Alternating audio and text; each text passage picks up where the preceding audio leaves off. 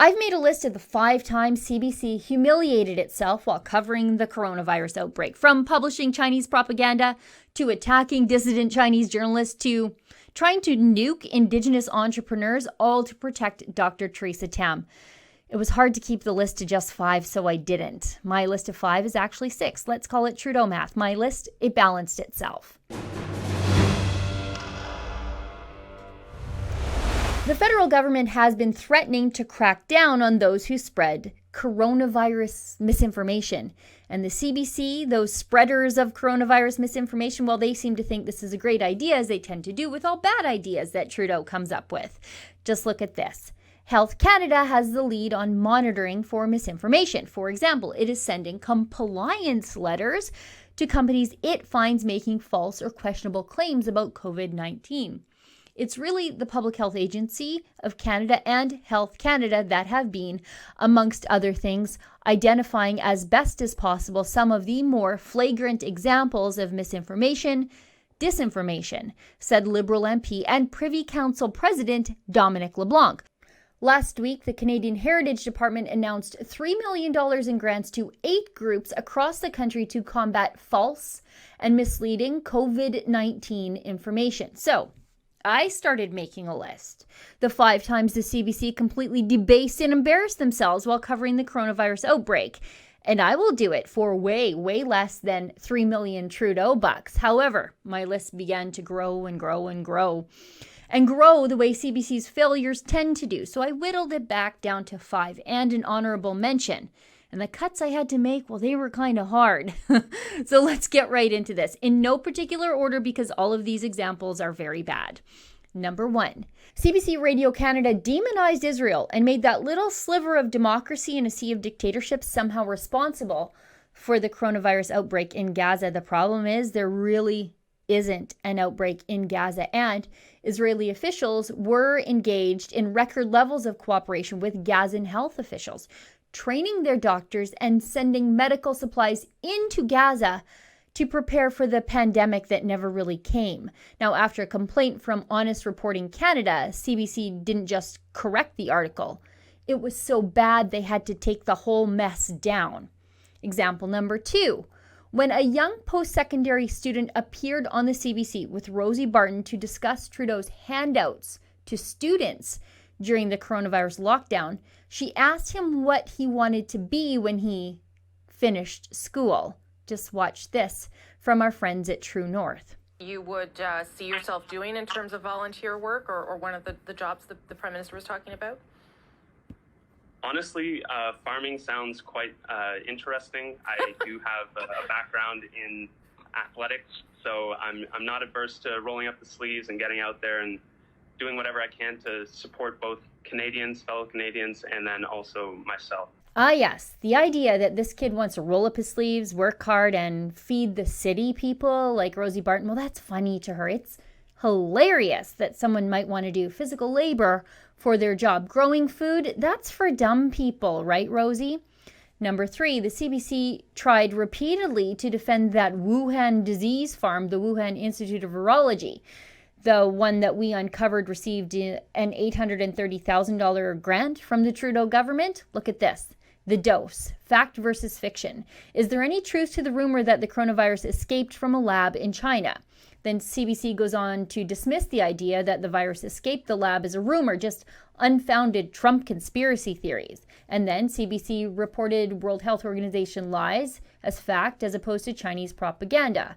All available evidence suggests COVID-19 had animal origin, wasn't produced in lab, World Health Organization. Okay, so both of those articles are about a month old, and yet, at the very same time, the United States was launching a full-scale investigation into that military virus farm because the facility has been on the U.S. government radar for years for its shoddy safety and security protocols.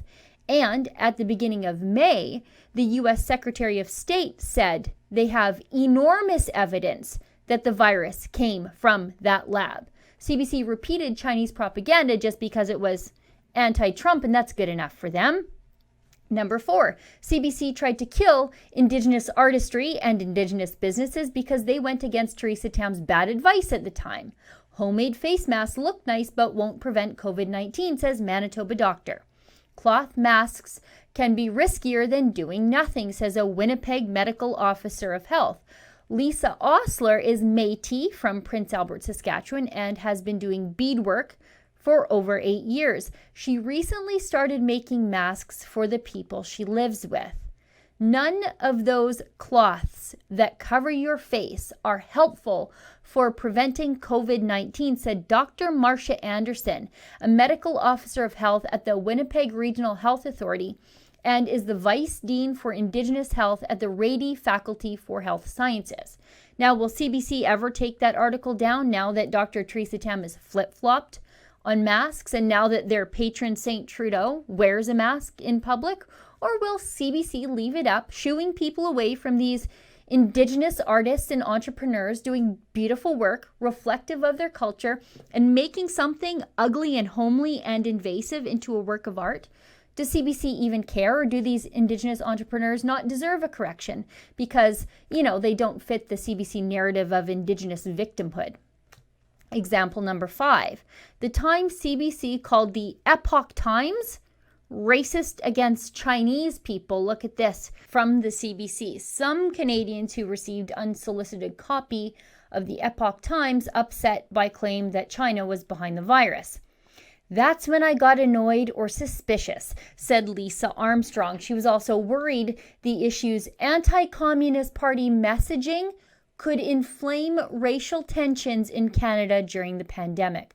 It really feels racist and inflammatory, Armstrong said. And right now we're all scared. We're all vulnerable. We don't know what's going to happen next. Then somebody that starts playing on those fears, it's a very dangerous thing to do at this time. Now look at this correction that CBC had to publish. It is absolutely enormous. Basically, almost nothing about the article was accurate. Nothing about the Epoch Times, this dissident newspaper critical of the Chinese government and founded by Chinese people, persecuted by the Chinese government.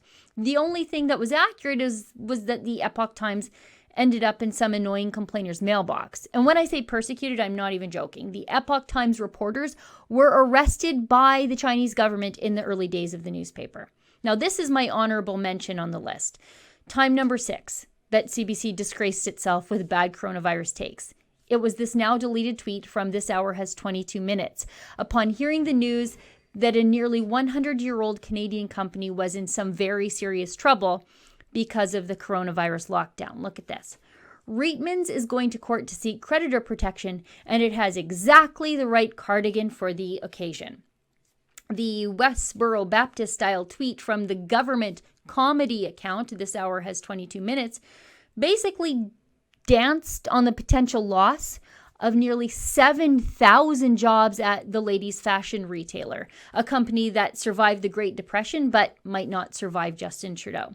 You see, Reitmans doesn't get $1.5 billion tax dollars a year to fail like the CBC does, to make every 22-minute hour feel like a lifetime you'll never get back. Now, I'll keep adding to my list of CBC embarrassments and debasements during the coronavirus lockdown because even though the future is uncertain right now, CBC failure is always guaranteed. For Rebel News, I'm Sheila Gunn Reid.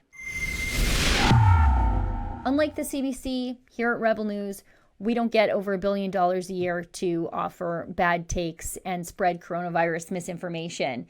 We rely on the support of viewers like you at home to support the work that we do here to bring you the other side of the story during this pandemic. Please go to helprebelnews.com.